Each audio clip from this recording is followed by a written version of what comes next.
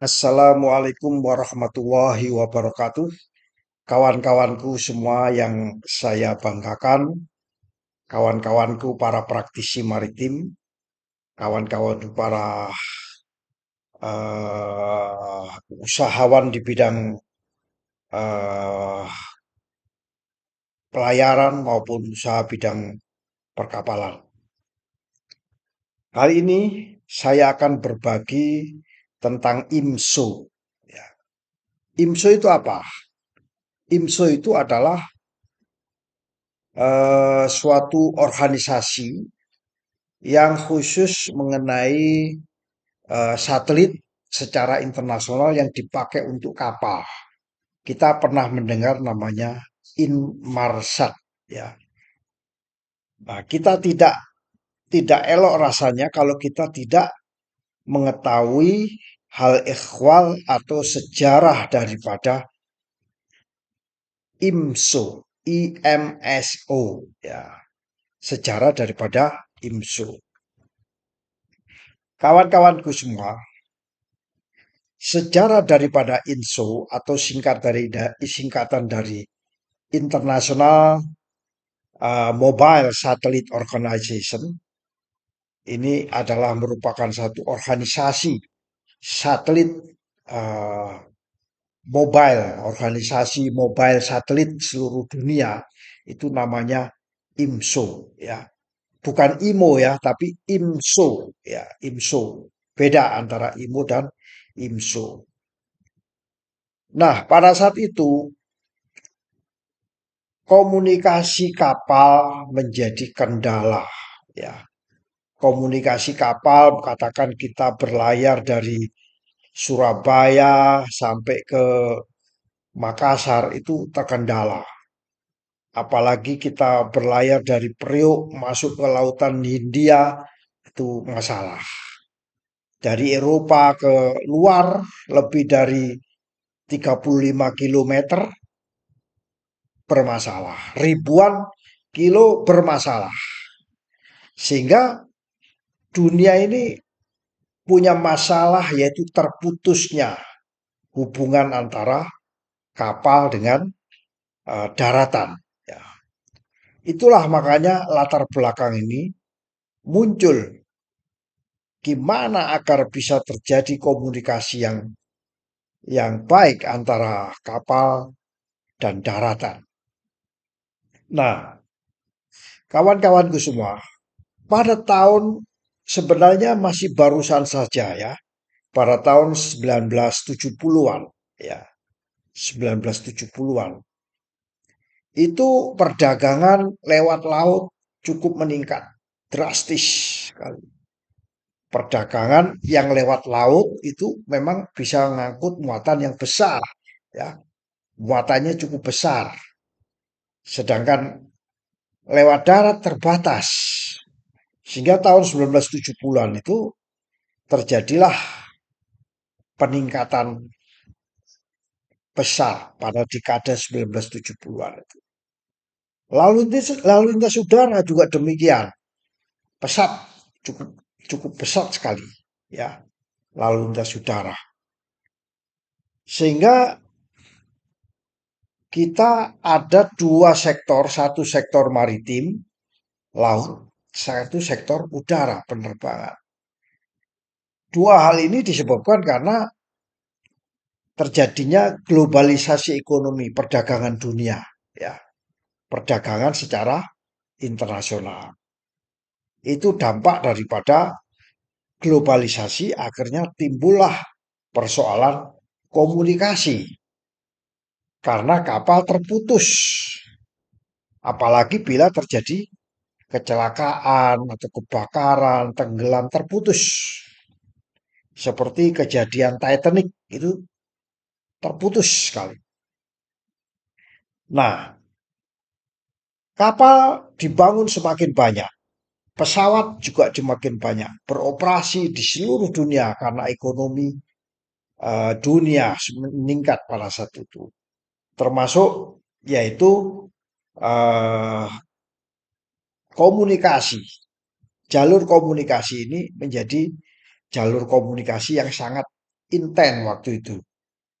Jadi komunikasi ini dibutuhkan, sangat dibutuhkan. Sampai dengan sekarang komunikasi ini dibutuhkan. Tapi pada saat itu belum mengenal yang namanya komunikasi pakai handphone. Tidak ada. Tidak ada menggunakan satelit handphone. Komunikasinya pakai apa tahun 1970-an itu, ya. Nah, wilayahnya jangkauannya semakin jauh, ya, semakin jauh dari Eropa sampai ke Amerika, sampai ke Indonesia, ya, itu. Dan apa? Waktu itu dunia lagi memikirkan apa namanya cara komunikasi, termasuk dalam sektor bisnis maritim, cara komunikasinya bagaimana. Nah, sistem komunikasi yang digunakan saat itu sangat terbatas, terutama jangkauannya terbatas, keandalannya terbatas, ya. Kemudian tergantung daripada cuaca. Nah, itulah makanya menjadi serba kesulitan pada saat itu. Dan komunikasi yang paling canggih pada saat itu 1970-an itu menggunakan namanya sistem komunikasi tradisional, yaitu menggunakan VHF, UHF maupun HF. VHF adalah very high frequency, di mana jangkauannya itu sekitar 30 sampai 50 kilometer. Ya, kalau kita menggunakan radio VHF, ya, very high frequency, itu bisa menjangkau sekitar 30 sampai 50. Hal ini terbatas ke lain yang jarak pandangnya juga terbatas. Tidak bisa menjangkau laut yang cukup luas. Lepas lebih dari itu nggak bisa. Nah, kawan-kawan itu semua, alat lagi yang waktu itu tradisional namanya HF, High Frequency. Ini bisa mencapai ribuan kilometer, ya, ribuan kilometer. Cuman ada masalahnya, kelemahannya adalah rentan terhadap gangguan cuaca, cuaca gelombang, kabut, ya kan? Kemudian kualitas suaranya juga jelek, ya, buruk kualitas suaranya. Ada yang namanya ultra high frequency, UHF. Tadi VHF, sekarang ada UHF. Ini jaraknya paling 30. Suaranya bagus, cuman terbatas. Kurang cocok untuk komunikasi jarak jauh, ya. Kalau jarak dekat bagus, tapi kalau untuk jarak jauh, padahal kapal itu selalu jauh dari pantai. Dari garis pantai itu jauh sekali. Nah, akibatnya apa? Kapal berlayar yang jauh dari daratan tidak dapat mempertahankan komunikasi, tidak bisa komunikasi yang handal, ya. Akibatnya itu. Dan apabila terjadi kecelakaan, waktu itu sudah mulai menerapkan namanya SOLAS, ya. SOLAS itu mulai didengung-dengungkan.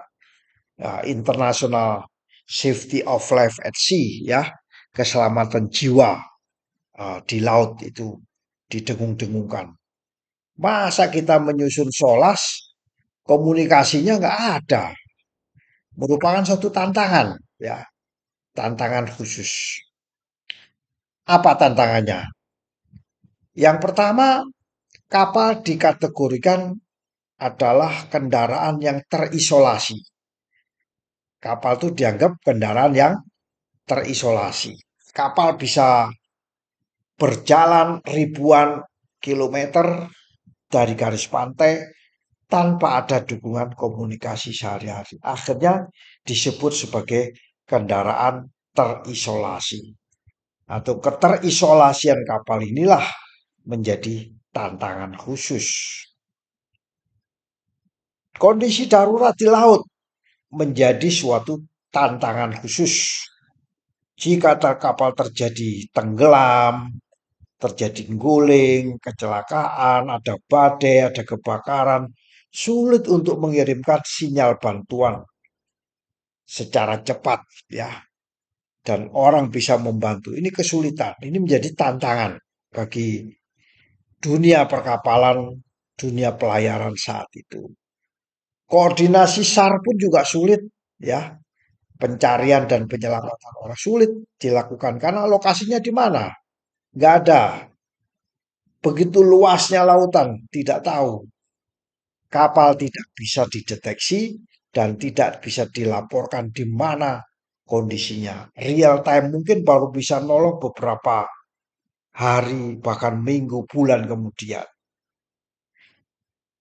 Nah, seiring dengan itu ada kebutuhan akan solusi. Para ilmuwan-ilmuwan berpikir ya di AIMO dan saat itu menyadari perlunya ada komunikasi global. Gimana kalau ada komunikasi global? Akhirnya menentukanlah yang namanya mesti ada suatu alat namanya apa namanya satelit ya. Nah, pada saat itu ada namanya satelit pertama kali di dunia yaitu namanya Sputnik tahun 1957 ya 1957. Nah, Sputnik ini diluncurkan dan ini menjadi teknologi satelit yang terbaik pada saat itu karena pertama kali. Dan juga ada satelit Telstar tahun 1962 ya. Telstar tahun 1962. Itu muncul solusi-solusi adanya komunikasi jarak jauh. Ini ada ini namanya solusi jarak jauh ini akan handal ini. Mungkin bisa menggantikan yang kami selama ini terbatas ya. Nah, dengan perjalanan waktu akhirnya kita menggunakan satelit. Ya, komunikasinya bisa real time antara kapal dan darat ya. Kemudian komunikasi suaranya bagus, ada data, ada sinyal, bisa kita kita terima. Dan organisasi waktu itu yang namanya komunikasi dunia, namanya ITU International Telecommunication Unit dan organisasi maritim internasional atau IMO itu mendorong, ayolah bentuklah yang namanya satelit, organisasi satelit ya gitu, biar kapal-kapal ini bisa berkomunikasi. Dan IMO dan ITU dan IMO itu mendorong terbentuknya organisasi uh, mobile satelit internasional. Ya, akhirnya dibentuklah namanya Inmarsat International Mobile Satellite. Ya, International Mobile Satellite. Jadi akhirnya negara-negara anggota itu mulai membahas di IMO London itu membahas, ayo kita bahas organisasi satelit khusus, khusus yang khusus maritim, jangan jangan yang lain, khusus kapal deh di IMO itu, ya. Karena kapal ada yang kapal yang non komersial militer, oke lah itu sudah ada. Ini yang kapal yang komersial ini, ya ada kapal komersial. Tapi di dalam teknologi parasat itu masih bisa dipakai komersial maupun non komersial. Ya, orientasinya juga untuk keselamatan, bukan untuk kepentingan bisnis, bukan untuk kepentingan komersial, tapi untuk kepentingan bisnis non komersial. Akhirnya dibentuklah namanya Inmarsat, ya. Inmarsat itulah maka singkatan dari International Maritime Satellite Organization. International Maritime Satellite. Ini sebenarnya organisasi pada saat itu Inmarsat itu adalah cita-citanya AIMO adalah organisasi ya. Itu dibentuk tahun 1979 Tujuannya untuk menyediakan sarana komunikasi lewat satelit, memanfaatkan satelit yang kemarin sudah diluncurkan 1957. Untuk apa? Untuk kepentingan kapal dan untuk kepentingan pelaut. Nah, misinya istimewa pada situ. Nah, itulah akhirnya kawan-kawanku semua terbentuklah Inmarsat. Yang setelah itu Inmarsat ini dipisahkan. Misalnya satu diprivatisasi ya. Diprivatisasi menjadi Inmarsat dan Inmarsat nanti ini menjadi cikal bakal ya. Cikal bakalnya terbentuknya IMSO ya, International Maritime Satellite Organization. Demikian kira-kira sejarah singkat dari IMSO. Nanti akan kita lanjutkan lagi tentang perkembangan selanjutnya. IMSO ini pada tahun 19 setelah 1976 apa yang terjadi di dalam organisasi IMSO ini. Semoga bermanfaat bagi kita semua. Wassalamualaikum warahmatullahi wabarakatuh.